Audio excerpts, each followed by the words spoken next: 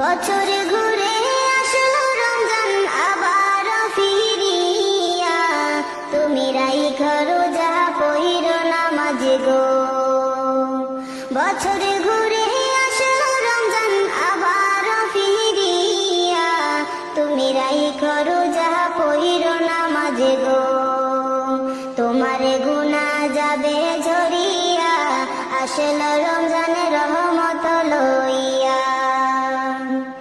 সকল মাসের চেয়ে উত্তম রমজানেরই মাস, সকল গুনাহ যাবে পানি হইয়া হতাশ।